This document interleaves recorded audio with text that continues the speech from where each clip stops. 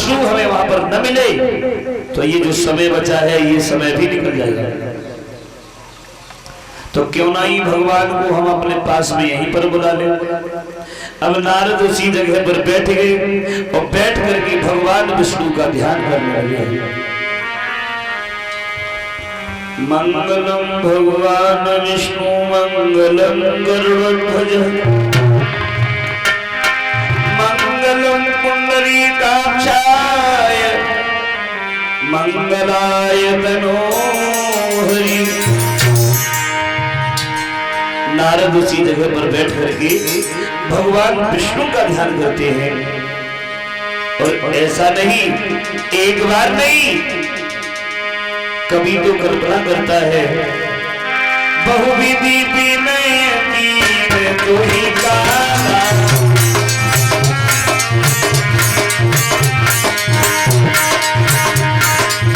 बहुविधि विनय कीन तू ही काला प्रगटे प्रभु को की कृपाना।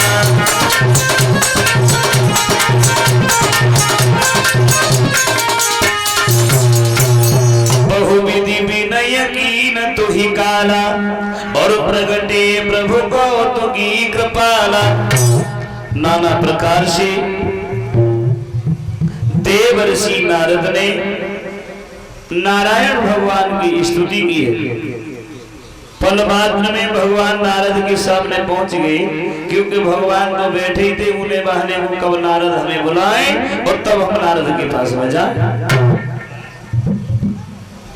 भगवान जब नारद के सामने पहुंचे हैं, आवाज लगाई है नारद, हे तुमने हमें बुलाया? नारद बोले हाँ प्रभु मैंने तुम्हें बुलाया है। क्यों क्यों बुलाया? नारद बोले हैं प्रभु मैंने इसलिए बुलाया है, आपने महाराज सील नदी के बारे में सुना होगा। भगवान बोले हाँ सुना तो है, वो तो बहुत अच्छी राजा है। क्या हुआ सील नदी को? नारद बोले हुआ कुछ नहीं है। फिर नारद बोले आपने उनकी बेटी विश्वमोहिनी के बारे में भी सुना होगा। भगवान बोले हाँ सुना है। क्या हुआ विश्वमोहिनी को? नारद बोले हुआ कुछ नहीं है। भगवान बोले फिर तुम कहना क्या चाहते हो? नारद बोले हैं प्रभु हम ये कहना चाहते हैं महाराज सील निधि अपनी बेटी विश्वमोहिनी का स्वयंवर कर रही है। तो भगवान कहने लगे हैं क्यों नारद? महाराज सील निधि अपनी बेटी विश्वमोहिनी का स्वयंवर कर रहे हैं और तुम्हारी नानी बीच में मरी जा रही है। भाई तुम्हें किस बात का दुख है? विश्वमोहिनी महाराज सील निधि की बेटी है, उसका वो स्वयंवर करें चाहे वो उसकी शादी करें, भाई तुम्हें से क्या लेना है?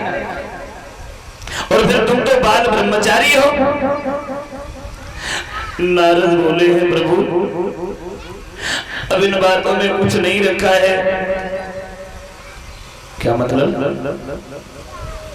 बोले हम शादी करेंगे। शादी?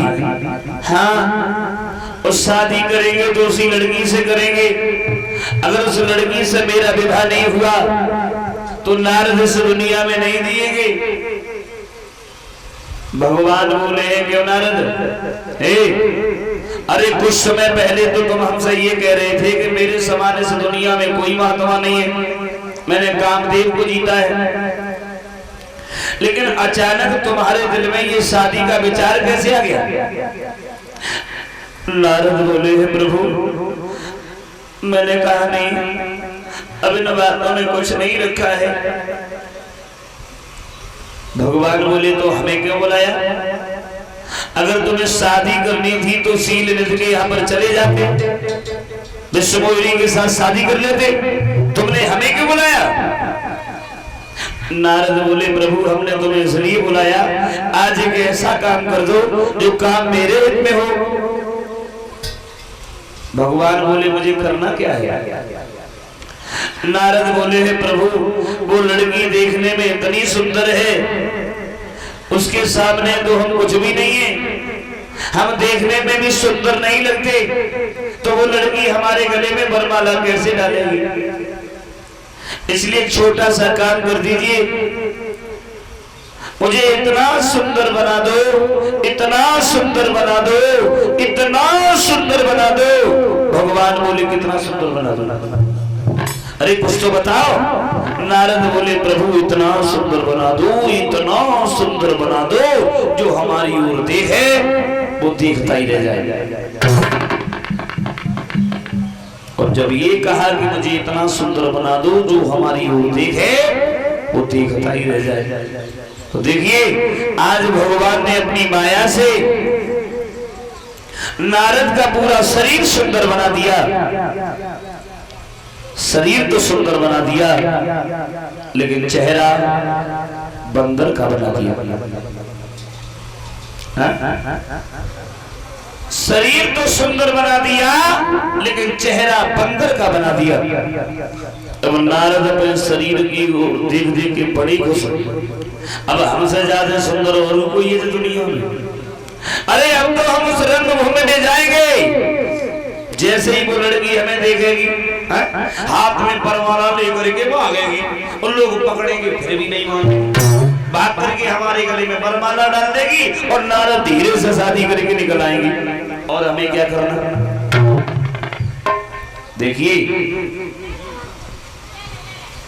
शरीर सुंदर निहार करके नारद मन में खुश हैं, लेकिन चेहरे पर ध्यान नहीं दिया।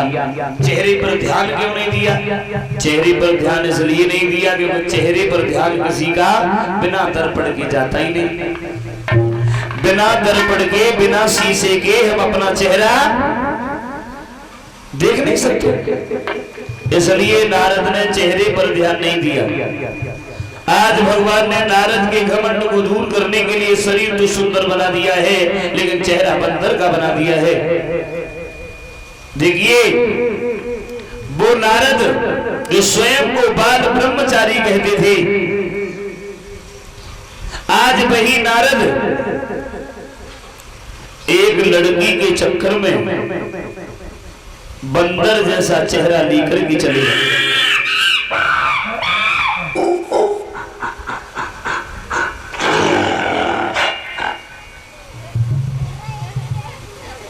एक कवि कहता है कि भगवान की लीला अपार है।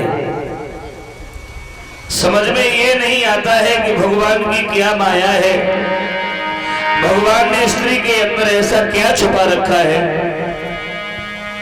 एक कवि कल्पना करता है, क्या छुपा दिया हर नारी में,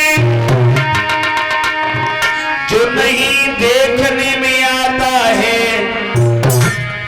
नारी के आगे सूरवीर बलवान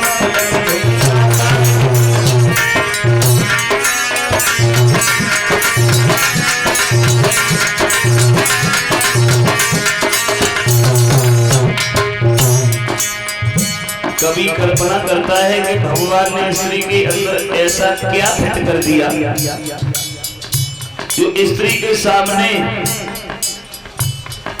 अच्छे अच्छे झुक गए।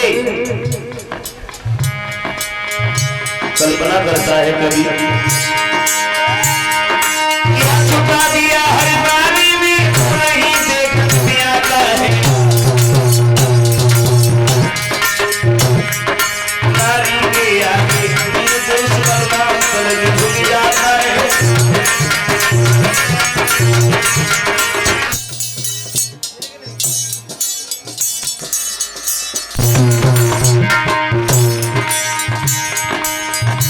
माफ करें,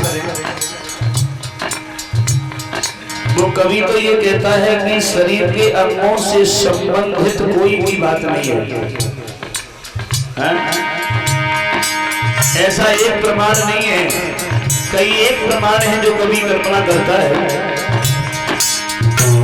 स्त्री के सामने सूरवीर योद्धा, कमजोर, मूर्ख, विद्वान इंसान या भगवान कोई नहीं छुपा दिया हर नारी में तो नहीं देख आता है सूरवीर सलमान गलत खुल जाता है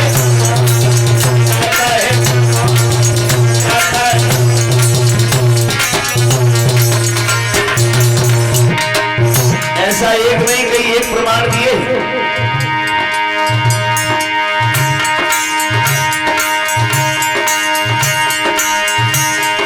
क्या देखा इंद्र अहिल्या पर क्या देखा इंद्र अहिल्या पर ब्याही घर छोड़ी घरवाली क्या देखा इंद्र चंद्रमा ने जो उनकी ले भागो नारी